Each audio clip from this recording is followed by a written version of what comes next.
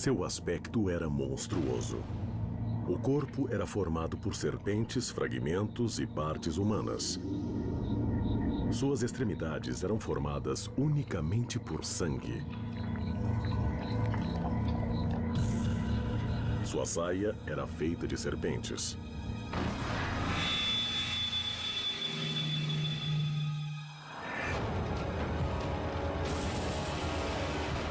Para o Ocidente, era um monstro terrível. Para os astecas, era Tonantzin, sua mãe.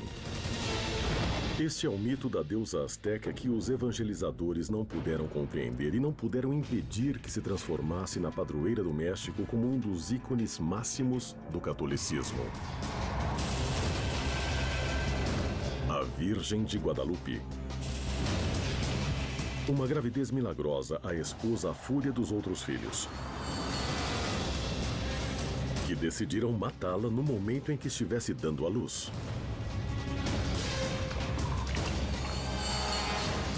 Ela, a Mãe Suprema, a deusa da terra, aguardava seu trágico final. Seu aspecto monstruoso não a salvaria da ira de sua família.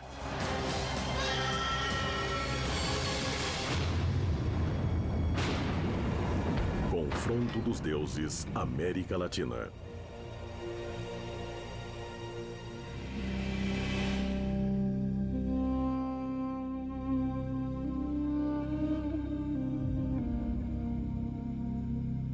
Ela media 2,5 vezes o tamanho de um ser humano e parecia realmente como uma força potente da vida, da morte, da criação, da destruição. Ou seja, eu não poderia dar outras características, porque isso a representa. Era uma deusa de aparência terrível, no sentido correto do termo. Espantosa, terrível, muito impactante. Para os astecas, esta deusa se relacionava diretamente com a terra, que é onde se encontram a vida e a morte para qualquer cultura agrícola. Ela era terra e morte. Esse é um ponto muito importante. Tinha esse aspecto tétrico e tinha esse aspecto frio da morte e da terra. No contexto indígena pré-colombiano, diferente para o mundo cristão, a morte era genética e também recupera o ser que existiu e o recicla. Nós imaginamos a criação e a destruição como coisas diferentes. Pensamos em Deus tocando o dedo de Adão na Capela Sistina, não é? Passamos longe dessa representação, mas basicamente elas são iguais. Uma é um pouco mais sublime, não? E a outra está mais perto do sentido de pares.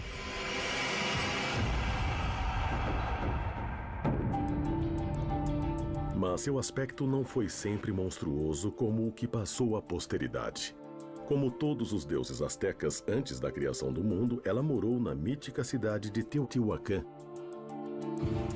Ali, cada deus cumpria uma tarefa específica. Ela havia sido a deusa selecionada para criar vida, para encher o céu de astros. A jovem Coatlicue era dona de uma beleza encantadora, que encantou vários deuses com seus encantos, até que finalmente decidiu se casar com Mixcoatl, um dos filhos do Senhor da Criação. O jovem casal estava predestinado a um lugar preponderante na criação do mundo mesoamericano. Em pouco tempo, o casal levava uma vida sobre-humana. Seus 400 filhos são as estrelas, os seres celestes que ela pariu. Se utiliza o número 400 para representar muitas coisas. É um termo que significa uma grande quantidade. Como qualquer mãe humana, Coatlicue começou a se sacrificar pelos filhos. O que ela ignora é que eles serão sua própria perdição.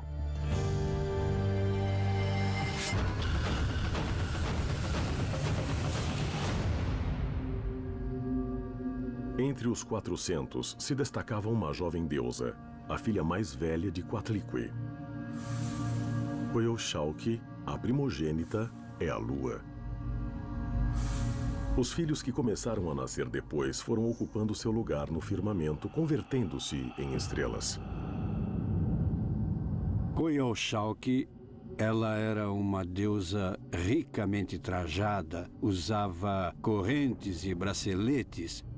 E creio que se imaginarmos a Lua em relação às estrelas, há uma predominância da Lua quanto à luminosidade, quanto ao tamanho de nossa perspectiva. Coyolxauhqui era a filha mais poderosa de Coatlicue e Mixcoatl. Seu caráter a colocou imediatamente como líder entre todos os seus irmãos.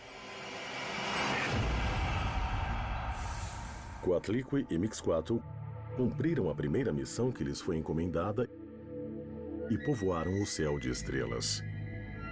Estavam felizes. Era a hora de a deusa-mãe e seu esposo descasarem em Teotihuacan, a cidade dos deuses astecas. Essa cidade, situada a poucos quilômetros de Tenochtitlan, a capital do império, segundo as lendas astecas, havia sido antigamente a residência de seus próprios deuses. Teotihuacan foi uma cidade enorme. Em seu tempo, no ano 300 de nossa era, maior do que Roma. Foi possivelmente a maior cidade do mundo.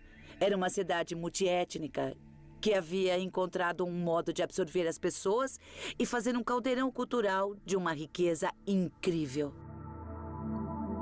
Teotihuacan era uma cidade muito anterior ao Império Azteca e começou a ser construída aproximadamente no ano 100 a.C. Mas seu apogeu chegaria no século III d.C., quando chegou a ter mais de 200 mil habitantes. Era um ponto de confluência de diferentes culturas americanas, e às suas ruas chegavam visitantes de todo o continente. Era tão grande que nem precisava se proteger de agressores externos. No século VII, a cidade começou a declinar lentamente, até que praticamente foi abandonada por seus habitantes. Até hoje, os motivos da grande imigração são desconhecidos. Quando os astecas chegaram ao Vale do México no século XII, a cidade já estava em ruínas. Mas ante a grandeza de suas construções, o Império Nascente não pôde deixar de nomear essa cidade como sendo o lugar de onde vieram seus deuses. Todas as cidades mesoamericanas refletiam a primeira história da criação. Então, as grandes pirâmides são a representação da primeira terra. São monumentos que marcam o tempo, a partir do qual se podia observar o sol e organizar a vida da comunidade. E Teotihuacan tinha a pirâmide do Sol, a pirâmide da Lua, com todas suas histórias míticas, a calçada dos mortos, com muitos edifícios e depois bairros, bairros, bairros e bairros. Esse lugar maravilhoso era, para os astecas, a morada dos deuses. Ali estavam seus templos e o lugar aonde deviam se dirigir. De modo que ali chegaram Coatlicue e o esposo Mixcoatl. A vida sorria ao jovem casal. No entanto, não seria assim para sempre. Coatlicue tinha seu lugar entre os deuses. Ela havia cumprido sua tarefa de cobrir o céu de estrelas. Mas uma tragédia estava a ponto de acontecer. Coatlicue começou a suspeitar do esposo e começou a segui-lo às escondidas. Nesse momento, descobriu que ele a enganava com outra mulher. A vida da deusa e de toda sua família estava a ponto de mudar para sempre.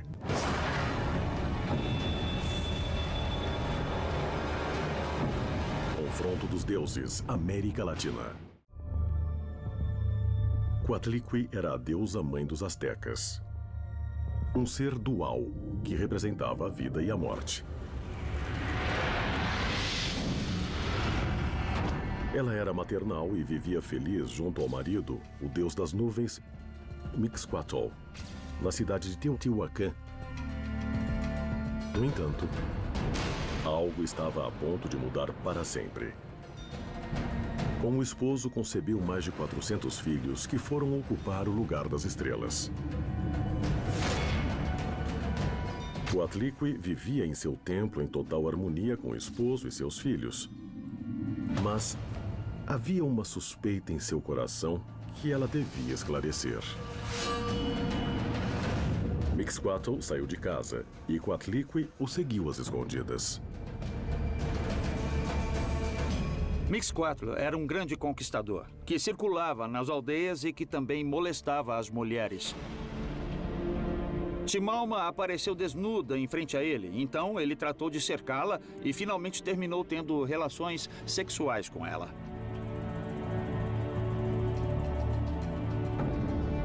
Nesse momento, descobre-se a verdade.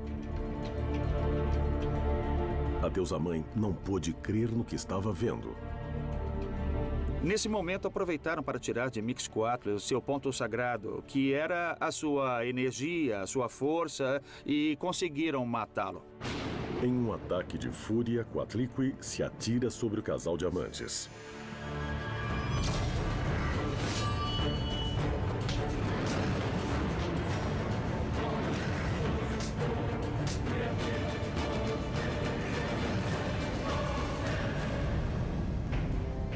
Mixcoatl morreu pelas mãos de Coatlicue. Timalma conseguiu escapar. A deusa-mãe ficou devastada. Coatlicue, a deusa-mãe, a fazedora de vida, mudou. Já não era uma bela jovem. Sem o esposo, a alegria se transformou em dor. E sua vida mudou.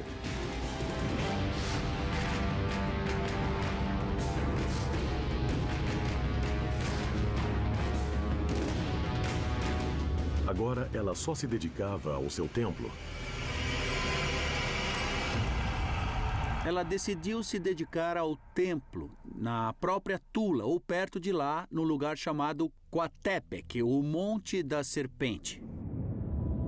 Coatepec, na verdade, é o nome das pirâmides, em geral, dos grandes templos. É um lugar sagrado e ela se dedicava a varrer como um ato de penitência.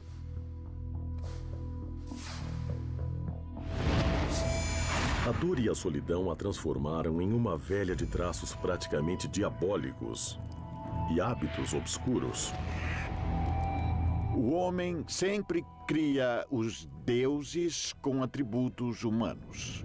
O deus é concebido como alguém humano, com amores, com ódios, com desejos de vingança, com necessidade de adoração.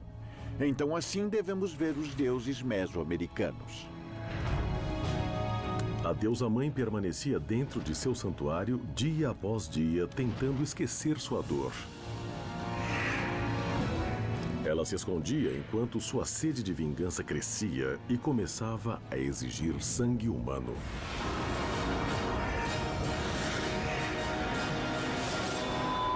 Ela se torna uma divindade que se deve alimentar.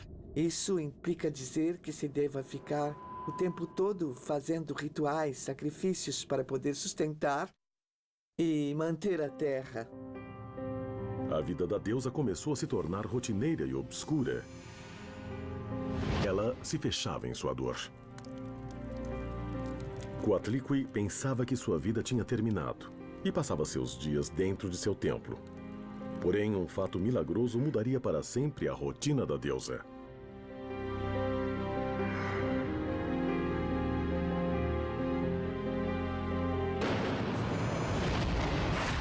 Certa manhã, Coatlicue estava em seu templo, varrendo o chão. Na Mesoamérica, limpar os templos era uma forma de adorar os deuses. Então ela era uma espécie de sacerdotisa e, como estava a serviço dos deuses, devia guardar o celibato. Ela varria para limpar o templo e, metaforicamente, afastar o pecado, que era o lixo, que era o pó. Varrendo, tirava o pecado. Foi quando um colibri entrou por uma janela e deixou no chão uma bela bola de plumas turquesa. E ali ela viu as plumas, o emblema do céu pelos pássaros. A deusa, surpresa, tomou a oferenda agradecida e a guardou consigo. Era o céu se manifestando de alguma maneira, uma coisa celeste, e era terrestre. Então, aí se juntaram céu e terra. Quando terminou de varrer, quis rever as plumas, procurou por elas e não achou, e nesse momento percebeu que estava grávida novamente. O que ela guardou não foram plumas, foi uma espécie de sêmen divino. Surpreendentemente, a deusa azteca concebeu seu filho da mesma maneira que se deu com outra mulher. Mais de 1000 anos antes, e a milhares de quilômetros de distância. Foi uma concepção extraordinária, como sempre se associa com as deusas mães, inclusive a Virgem Maria e a concepção de Jesus Cristo. Sem imaginar as consequências, Coatlicue reuniu seus filhos. Queria contar a novidade e compartilhar com eles sua alegria. A deusa, que achava que a vida havia terminado para ela, tinha uma nova missão no mundo.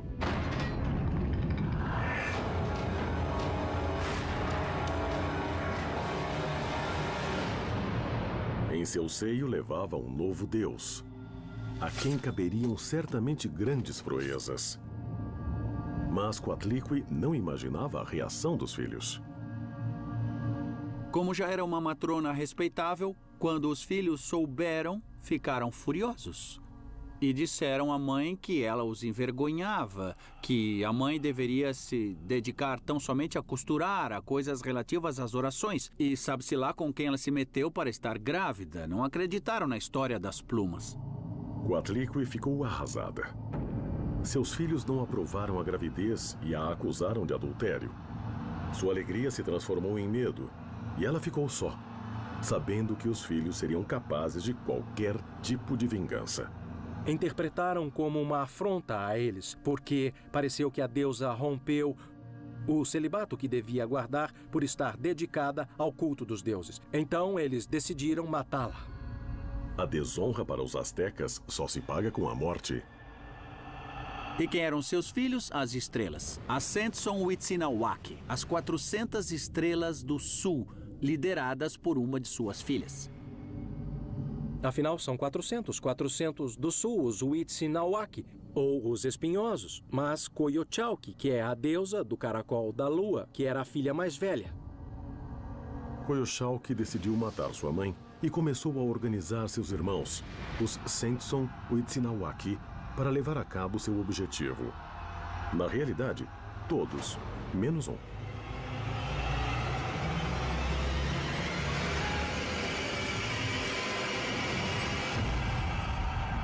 Como nunca falta um fofoqueiro, um dos irmãos, uma das estrelas, decidiu avisar a mãe. Ele foi ao cume do Coatepec, o Monte da Serpente, e disse: "Mãe, meus irmãos planejam matá-la." E a mãe se angustiou e sofreu muito. Coatlicue pensou estar sozinha. Mas nesse momento ocorreu um segundo milagre. De dentro do seu ventre chegou a consolação que ela não encontrava no mundo. Seu filho, não nascido, falou com ela. Coatlicue, a deusa mais conhecida, era famosa justamente por ser mãe de Huitzilopochtli, o deus patrono dos mexicas. Enquanto a feroz Coyolxauhqui preparava o ataque à sua mãe, Huitzilopochtli crescia e planejava a defesa. Além da irmã mais velha, ele teria de enfrentar 400 Huitznaua.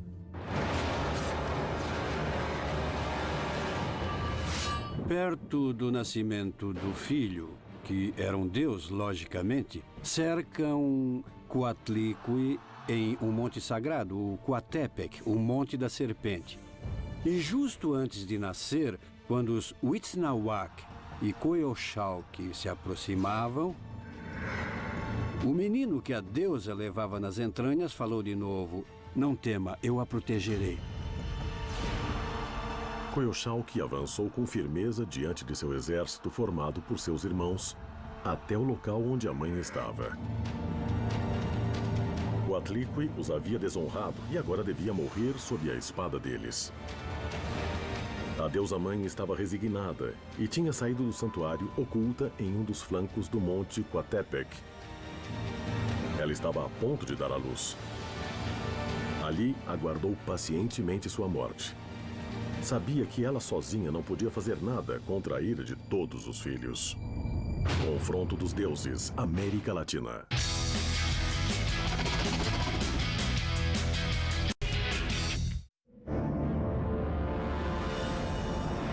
Coatlicue era a deusa mãe da mitologia asteca. Ela teve uma vida terrível, cheia de mortes e traições.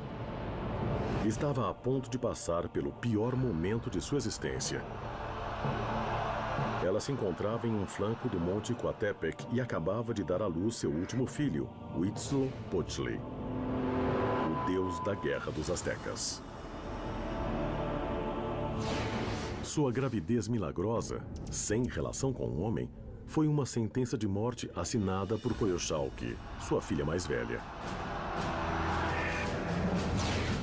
Huitzilopochtli nasceu como grande guerreiro, preparado e vestido para a guerra.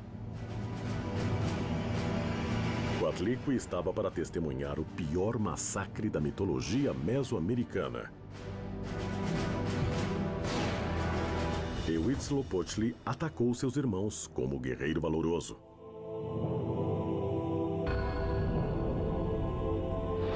E também armado com a Xilcoatl, a serpente turquesa, que seria uma das traduções, ou a serpente de fogo. Com esse raio, atacou seus irmãos.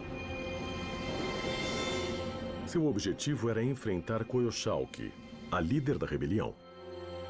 E começou uma luta na qual morreram muitos dos seus irmãos.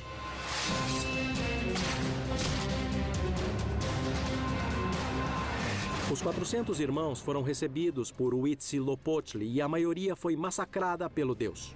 Huitzilopochtli avançava, lutando ferozmente contra seus irmãos. Ele os matava e esquartejava.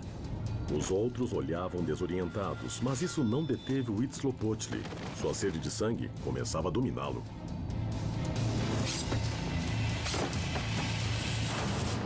Um a um, atirou seus inimigos ao firmamento. Então, poupou a vida de alguns irmãos que suplicaram que os perdoassem e imploraram por piedade.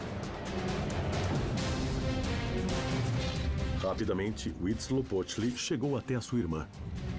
Antes que ela pudesse se defender, o deus do sol atacou. E ela ficou lá, aos pés do monte, esquartejada.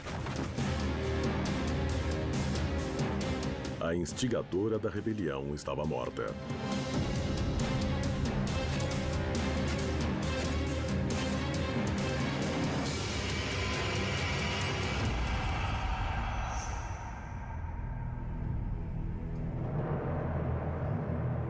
Depois da batalha, o deus da guerra tomou sua mãe e juntos voltaram ao santuário da Casa Negra. Acabava de nascer o deus mais implacável da Mesoamérica, que os conquistadores espanhóis, séculos depois, associariam ao demônio.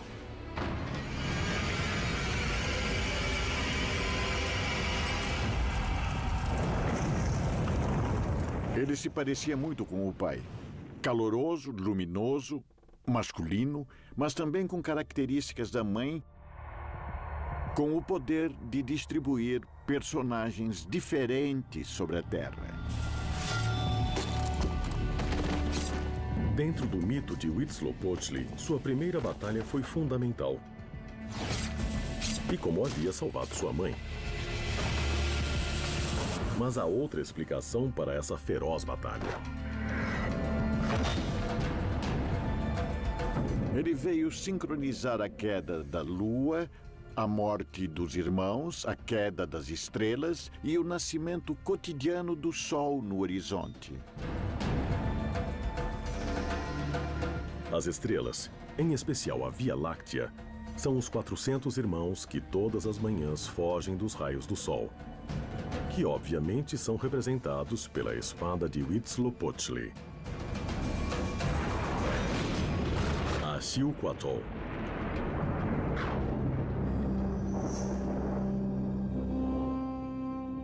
Coatlicue deu à luz um ser fundamental dentro da cosmovisão asteca.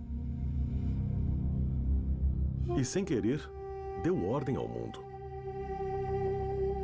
Coatlicue escapou, mas sua filha foi sacrificada. Aqui a mensagem que nos é dada é que a ordem cósmica, o cosmo ordenado, é masculino.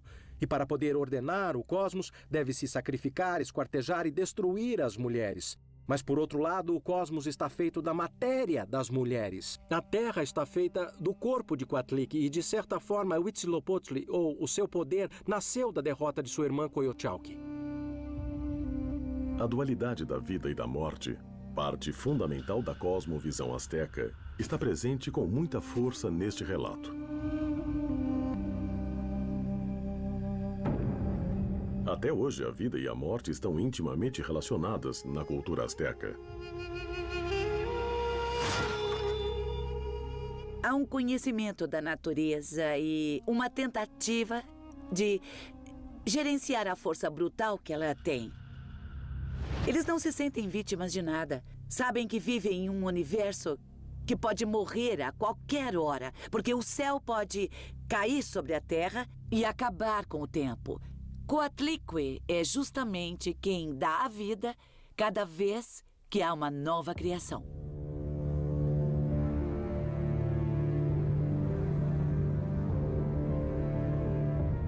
O tempo dos astecas começou a ser regido a partir do parto de Coatlicue.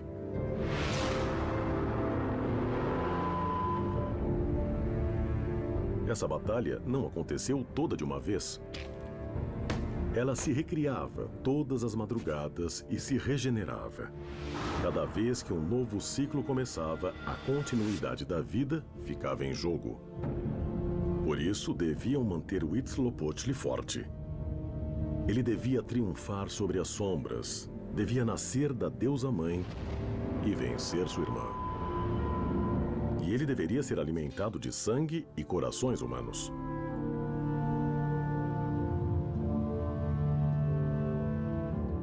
Cada batalha a alimentava. Cada vez que se oferecia um sacrifício a Coatlicue, uma vida, ela a devorava. Por isso estava cheia de caveiras e corações e mãos, porque ela os recebia como uma oferenda para que a vida continue. Mas ela mesma que os recebe é a morte. Coatlicue tornou a voltar para seu templo. O sangue de seus filhos foi espalhado no campo de batalha e dela nasceu o firmamento, o amanhecer e o sol. Com a chegada dos evangelizadores, a expulsão dos deuses mesoamericanos faria com que sua figura se transformasse em outra, uma que ninguém poderia ter imaginado. A antiga deusa-mãe iria mudar e se transformar na nova padroeira do México, a Virgem de Guadalupe.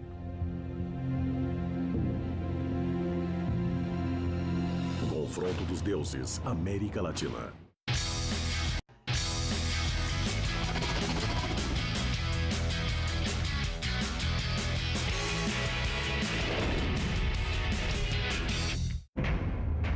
Coatlicue era a deusa-mãe dos astecas. Ela pariu mais de 400 divindades, as estrelas e a lua. Era a mãe de Huitzilopochtli, o deus do sol e da guerra para os astecas. No entanto, com a chegada dos espanhóis, o reinado dos deuses astecas chegou ao fim. Pelo menos assim pareceu.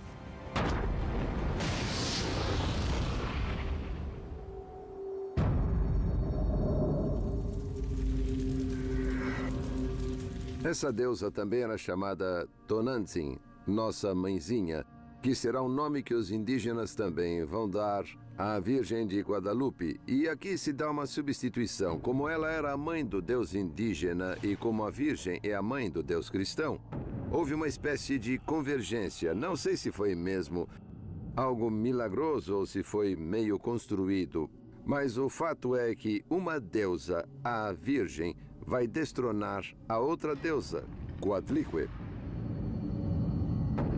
O culto a essas deusas era fundamental ao culto religioso mesoamericano. E também o culto às deusas mulheres era uma parte muito importante do culto religioso católico.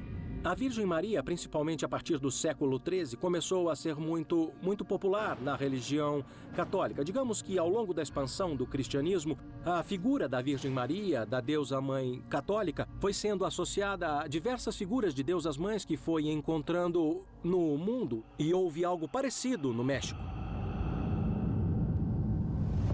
Pouco após a chegada dos espanhóis, uma nova mãe se instalou no panteão dos deuses. A nova figura, progenitora do deus dos ocidentais, chegou sob a evocação de Guadalupe.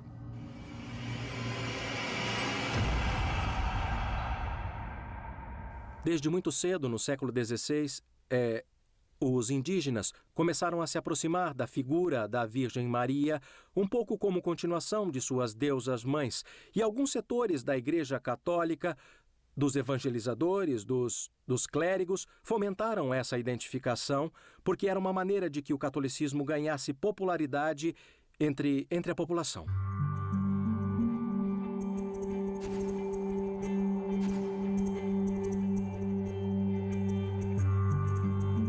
A nova figura rapidamente se transformou na padroeira de todo o México, e a devoção dos fiéis se expandiu rapidamente pelo território. Mas os evangelizadores não suspeitavam que atrás de sua nova figura, a antiga deusa continuava vigente.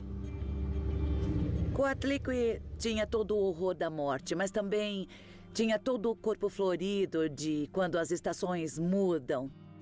A representação de hoje de Guadalupe tem as mesmas forças porque suas roupas vermelhas ou rosas estão cheias de flores e seu manto azul está cheio de estrelas, e a figura volta a ter as duas partes. Da mesma forma que a nova imagem trazida pelos conquistadores europeus, ela deu à luz um Deus sem nenhum contato com um homem. As duas mulheres são mães, protetoras e veneradas por seus povos. No entanto, há muitos outros pontos em comum.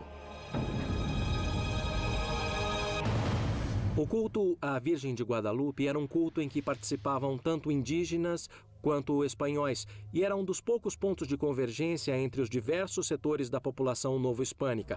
A partir daí, ela se converteu na padroeira da Nova Espanha e um pouco no símbolo da integração religiosa entre indígenas e espanhóis.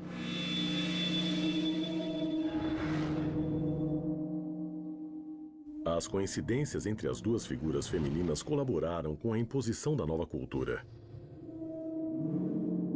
Enquanto Coatlicue via o desaparecimento de seu culto, a Virgem de Guadalupe aparecia ocupando seu lugar.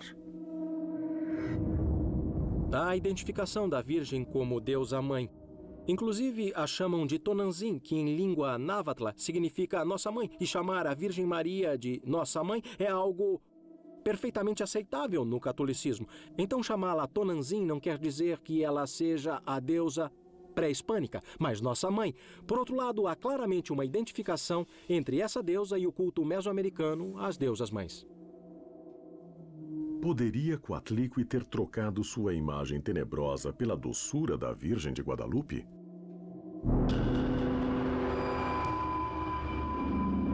A Virgem de Guadalupe é uma mãe calorosa, terna, certo? Que remete à bondade e à vida. E a mãe dos deuses indígenas é a terra e a morte. Segundo a lenda da conquista, a Virgem Maria se manifestou a Juan Diego, um indígena de Cuautitlán. Eles haviam sido convertidos ao cristianismo poucos anos depois da conquista espanhola. A Virgem de Guadalupe apareceu 4 vezes a Juan Diego, no Monte Tepeyac. Após uma 4ª aparição, a Virgem ordenou a Juan Diego que se apresentasse ao bispo primaz do México, Juan de Zumárraga. Juan Diego levou seu cesto cheio de flores que colhia no Tepeyac, como ordenou a Virgem. No Tepeyacac, hoje Tepeyac, havia um templo a Cihuatl, que para eles também era Coatlicue, a mãe dos deuses, a mãe do deus Huitzilopochtli. E é interessante ver que em 1531, segundo os textos de Guadalupe, a Virgem apareceu a Juan Diego, nesse Tepeyacac, onde está agora o Santuário de Guadalupe. Guadalupe ficar no santuário de Tonantzin não é excepcional. A maioria dos santuários importantes, principalmente do centro-sul do México, católicos, está construída sobre santuários indígenas importantes.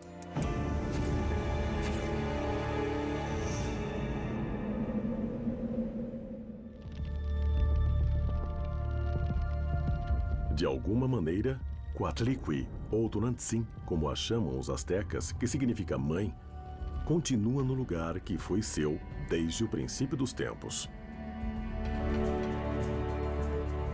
O de Senhora da Vida e da Morte.